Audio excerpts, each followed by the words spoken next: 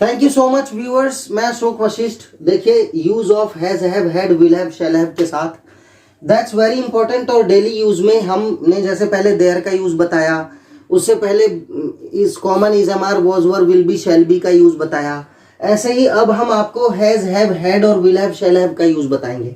तो देखिए, जैसा कि हम पहले ही बता चुके हैं कि हैज हैव मतलब कि प्रेजेंट टेंस, ये चीज मैं पहले ही बता चुका हूं आपको। काफी मैक्सिमम और all the students would have understood कि has have means present tense, had means past tense में आता है, और विल हैव, विल शैल जहां आ जाए that is commonly used in future tense. तो देखिए, अब यूज कहां करते हैं इन चीजों का? जब कोई चीज किसी के पास बताई जाए, राइट, कि मेरे पास ये है, मेरे पास 10 रुपए हैं, मेरे घर में 6 लोग हैं। अब घर में 6 लोग हैं या मेरे पास 6 लोग हैं, ये उसी सेंस में लिया जाता है। तो ये दो तरह से बन सकता है। देयर आर, देयर के यूज से बना जा सकता है क्योंकि 6 लोगों की जगह बताई जा रही है कि वो कहां है। There are 6 people in my home. हम ये भी कह सकते हैं I have 6 people in my home. Okay, both are good. तो देयर का यूज ज्यादा उचित है, लेकिन हैज हैव हैड का यूज ऐसे ही होता है। तो देखिए, जब we use these, when, these मतलब has have had, will have, shall have. When something, जब, देखिए जब के यूज में आ रहा है relative pronoun. Something is told to be with someone, जब किसी चीज को किसी के साथ होना बताया जाता है तो हम will, has have, had, will have, shall have का यूज करते हैं। सिंपल। तो देखिए, रूल इसका अफर्मेटिव का सबसे पहले रूल सबको पता है। नेगेटिव होगा तो हेल्पिंग वर्ब यानी will, has have, had, will, shall के बाद ही नॉट आ जाएगा। इंटेरोगेटिव है तो ये हेल्पिंग वर्ब शुरू में आ जाएगी। टू है तो वो इंटेरोगेटिव वर्ड वहां आएगा, राइट। अब देखिए, हम अफर्मेटिव समझते हैं। पहले आएगा सब्जेक्ट। ओके, जिसके पास जो चीज है वो सब्जेक्ट है। जैसे जिसके पास है कोई चीज, मेरे पास एक 10 रुपए का नोट है, तो 10 रुपए का नोट किसके पास है? मेरे पास। That means I. यहां मेरे पास के लिए आई आएगा, उसके पास के लिए अगर वो लड़की है तो शी, और लड़का है तो ही। कई बार हम ये हो जाते हैं माई हैव, मेरे मतलब तो माई होता है, नहीं।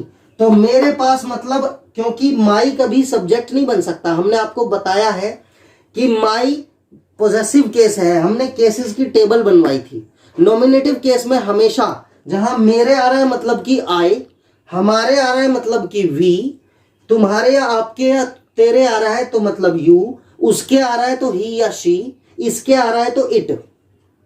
ओके, और उनके आ रहा है तो मतलब दे। इसमें कभी भी माई, देयर, ये कभी सब्जेक्ट नहीं बनते। सब्जेक्टिव केस हमेशा I, we, you, they, he, she, it, यही होते हैं। तो आप मेरे पास में कंफ्यूज नहीं हो जाना। ओके, तो मेरे पास एक 10 रुपए का नोट है, दैट मीन्स सब्जेक्ट, 10 रुपए का नोट किसके पास है? मेरे पास। तो this is subject. Okay, that means I. उसके बाद आता है हैज या हैव। अब है मतलब प्रेजेंट टेंस, थाथी थे मतलब पास्ट टेंस, और गागी के मतलब फ्यूचर टेंस। तो है मतलब प्रेजेंट, तो ये पास्ट में हैड आता है, फ्यूचर में विल हैव या शैल हैव आते हैं, प्रेजेंट में आते हैं हैज या हैव। ओके, अब मैं इसी के साथ यह छोटा सा लिख देता हूं कि सिंगुलर सब्जेक्ट में हैज, ओके, या डज, ये इसका भी इसमें यूज होगा, इसलिए मैंने इस चीज को यहां लिखा है। और प्लूरल सब्जेक्ट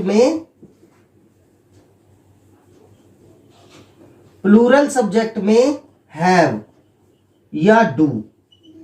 ओके, अब डज और डू क्यों लिखा है आप कंफ्यूज होंगे। इसका यूज नेगेटिव या इंटरोगेटिव सेंटेंस में यहां पर होगा। तो देखिए, I first person, we first person, I को प्लूरल ही माना जाता है इसमें। इसका मतलब ये नहीं है कि इज एम आर के यूज में आई आर कर देंगे, वहां पर आई एम ही आता है।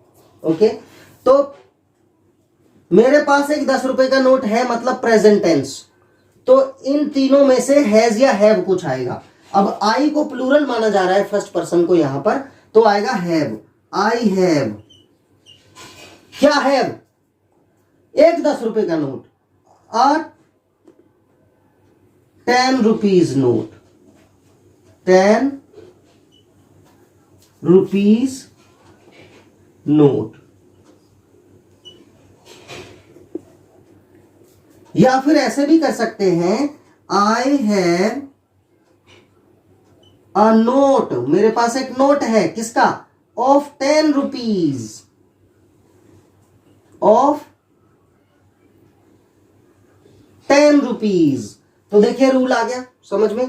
नोट है तो I have not a 10 rupees, लेकिन हम यहां हैज हैव के बाद नोट नहीं करेंगे, हम डू डज का यूज करके नेगेटिव या इंटेरोगेटिव बनाएंगे। अब हम इसको ये भी कह सकते हैं कि मेरे पास एक 10 रुपए का नोट है, या मैं एक 10 रुपए का नोट रखता हूं। बात तो मेरे ही पास है ना, ओके, बात तो मेरे पास होने की है। मैं एक 10 रुपए का नोट रखता हूं या मेरे पास एक 10 रुपए का नोट है, बात एक ही है। ओके, तो देखिए मेरे पास एक काला कुत्ता है, या मैं एक काला कुत्ता रखता हूं। तो बात तो एक ही है, या तो मैं रखता हूं या मेरे पास है, राइट। तो पास रखना या पास में होना, पास होना या पास में रखना, मैं रखता हूं, बात एक ही है। रूल यही लगेगा। है हूं है मतलब हैज हैव ही आएगा, प्रेजेंट टेंस। हैड या विल हैव शैल हैव नहीं आएगा। तो सब्जेक्ट क्या है? ये सब्जेक्ट है आई, ओके। प्लूरल है हैव। क्या have? A black dog, okay, understood. ये आप ठीक से जान लें, हम थोड़ा पढ़ा रहे हैं लेकिन एक्सप्लेन अच्छे से करेंगे ताकि आपको समझ में आए। अब हम नेगेटिव की सेंटेंस की बात करते हैं। देखिए नेगेटिव सेंटेंस, नेगेटिव सेंटेंस में उसके पास एक अच्छी गाय, अच्छी गाय नहीं है, ओके। है मतलब प्रेजेंट टेंस। तो देखिए पास, किसी के पास होने की बात हो रही है। अब उसके पास, मैंने कहा था कि हिज मत लगा देना या हर मत लगा देना, उसकी इंग्लिश तो हिज या हर होती है क्योंकि ये कभी सब्जेक्ट नहीं बनते। तो हिज और हर तो समझ में आ गया, तो उसी का नॉमिनेटिव केस लगाओ यहां पर, यानी ही या शी। तो अब उसके मतलब हम लड़की को कह रहे हैं तो शी, और लड़के को कह रहे हैं तो ही, यानी मेल के लिए ही और फीमेल के लिए शी। तो यहां पर नॉमिनेटिव केस लगेगा उसके का। इसका रूल क्या है? देखिए नेगेटिव का रूल, हमने रूल आपको कॉमन बता रखा है, सब्जेक्ट, ओके। कॉमन रूल जो पहले इंटरनेशनल रूल बताया, दुनिया का सबसे कॉमन रूल यही है। नेगेटिव का रूल क्या है? Subject plus helping verb. Helping verb क्या आएगी इसमें? डू या डज, ओके। फिर नॉट है तो नॉट हेल्पिंग वर्ब के बाद ही, फिर मेन वर्ब। अब यहां पर हैज हैव को मेन वर्ब मान लिया। तो देखिए जब अगर प्लूरल सब्जेक्ट है तो हैव आता है, और सिंगुलर सब्जेक्ट है तो हैज आता है, ओके। सिंगुलर सब्जेक्ट में हैज आएगा और प्लूरल सब्जेक्ट में हैव आता है, अंडरस्टूड। तो लेकिन जब नेगेटिव सेंटेंस हो जाए तो सिंगुलर या प्लूरल की वजह से डू या डज यूज करते हैं।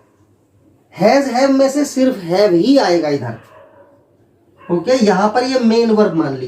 कॉमन रूल नेगेटिव का क्या बताया था? Subject, helping verb, not, main verb and then object.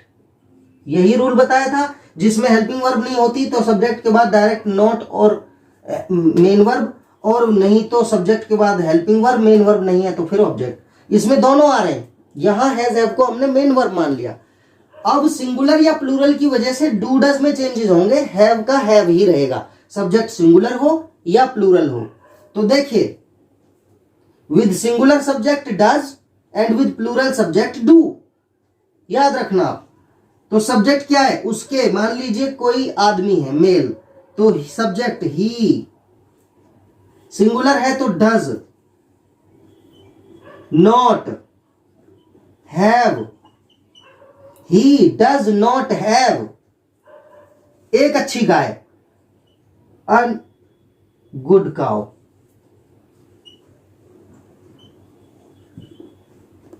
Okay, he does not have a good cow. Understood. Affirmative sentence में सिंगुलर सब्जेक्ट है तो हैज, प्लूरल है तो हैव, लेकिन नेगेटिव सेंटेंस में सिंगुलर सब्जेक्ट है तो हेल्पिंग वर्ब चेंजेस होती हैं। सिंगुलर के साथ डज, प्लूरल के साथ डू, उसके बाद यहां पर हैव ही हैव आएगा। ओके, क्योंकि यहां पर हैव को मेन वर्ब मान लिया है। अब देखिए, उनके पास मेरा पेन नहीं है। तो देखिए, पास में कोई चीज बता रही है, यानी पहचान तो इन सेंटेंसों की बड़ी इजी है कि कोई चीज पास में होना मतलब has, have, had, will have, shall have का यूज। अब तीनों में से क्या आएगा, तो यहां है शब्द ये बता रहा है कि ये प्रेजेंट टेंस है, तो यानी कि हैज या हैव में से कुछ आएगा। अब नहीं मतलब कि ये नेगेटिव सेंटेंस है, तो ये रूल आएगा, सब्जेक्ट डू या does not have an object. तो देखिए, उनके पास यानी देयर माने उनका, तो देयर का नॉमिनेटिव केस यानी कि देयर कभी सब्जेक्ट नहीं बनता, तो यानी दे शब्द आएगा, दे, यानी उनके पास मेरा पेन नहीं है। या हम इसको चेंज करके सब्जेक्ट की आइडेंटिफिकेशन कर लेंगे, या क्या आना चाहिए, वे मेरा पेन नहीं रखते हैं। उनके पास मेरा पेन नहीं है या वे मेरा पेन नहीं रखते हैं। मैं यहां लिख के दिखा देता हूं। ओके, उनके पास मेरा पेन नहीं है या वे मेरा पेन नहीं रखते हैं। तो देखिए, पास होना मतलब वो उनके पास नहीं रखते हैं, यानी कि पास नहीं है या उनके पास नहीं है या वो नहीं रखते हैं, यानी कि हैज हैव का यूज है। अब है मतलब कि हैज हैव का होगा यूज, हैड या विल हैव, शैल हैव नहीं होगा, प्रेजेंट टेंस है। नेगेटिव है तो ये रूल लगेगा, सब्जेक्ट यानी कि दे।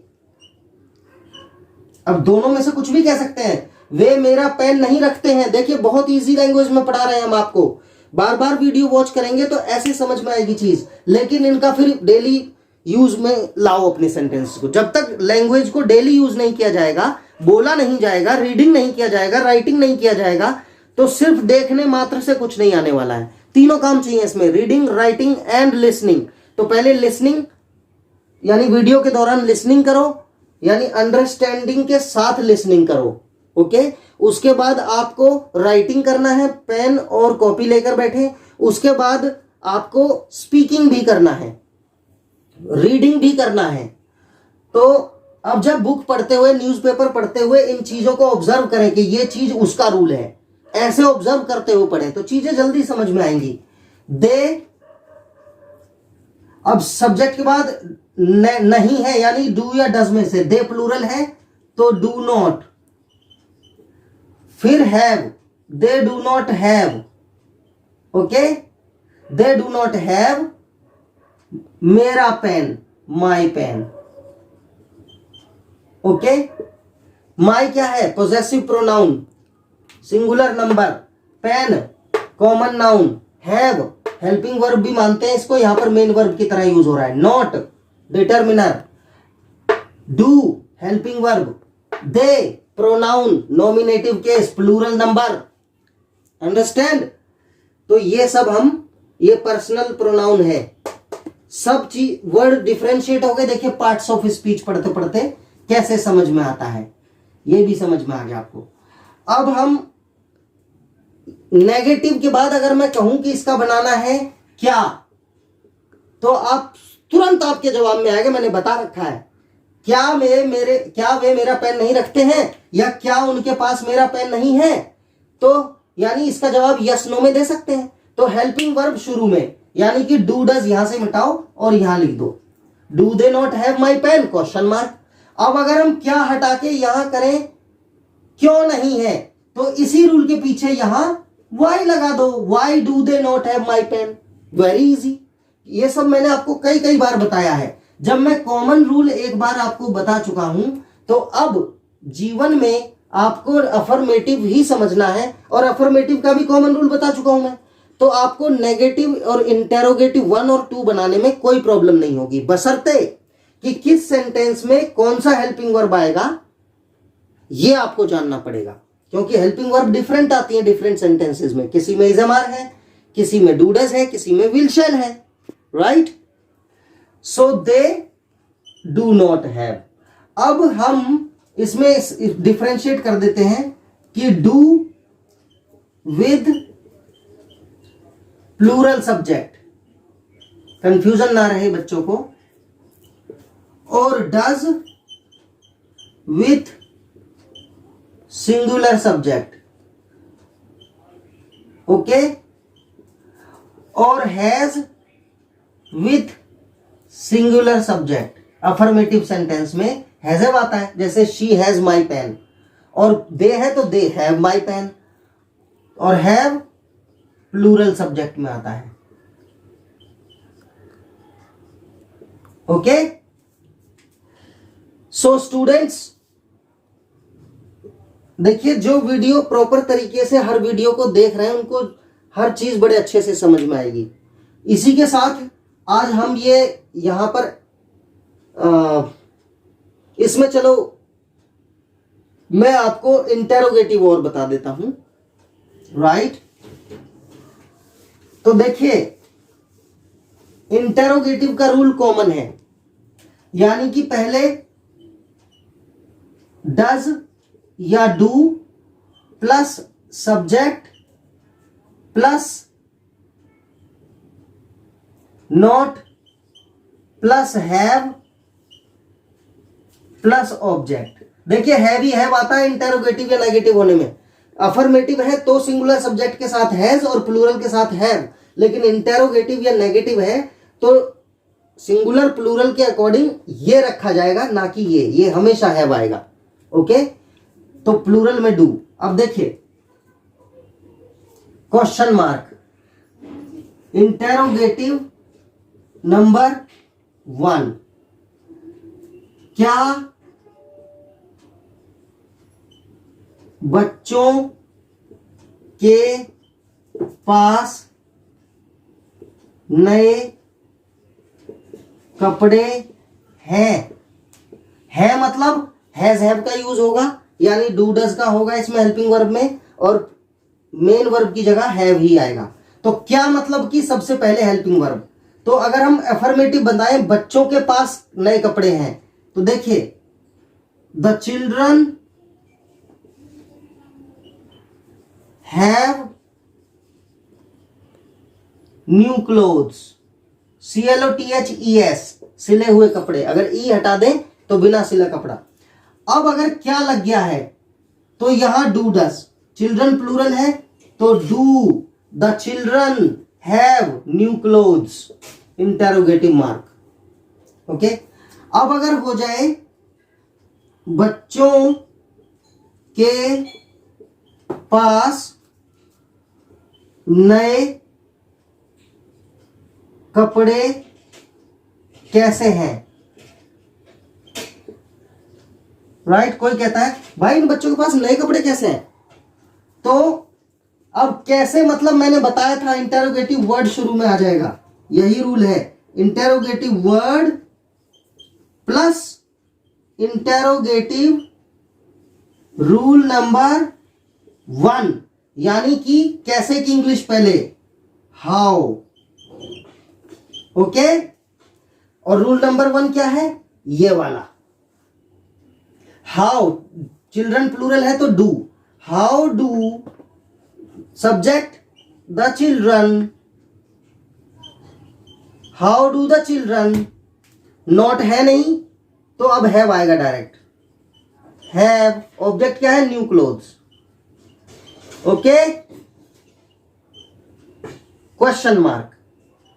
Simplest rule. कहां प्रॉब्लम है, क्वेरीज को कमेंट बॉक्स में डालें, सब्सक्राइब कराएं फ्रेंड्स से, आपको अच्छा लगे तो इसको आगे शेयर भी करें और कंटिन्यू वॉच करेंगे। इंग्लिश एक तपस्या है, इंग्लिश नहीं एक स्टडी एक तपस्या है जिसका कोई शॉर्टकट नहीं होता है। जो रियली मेहनत करेगा उसको रियली मिलता है, ये आप मानकर चलें। मेहनत कभी जाया नहीं जाती, ये मेरा पर्सनल अनुभव है, personal experience. That's why I am telling you to be industrious. Industrious means diligent, means hard worker. Okay, तो this is the rule for this.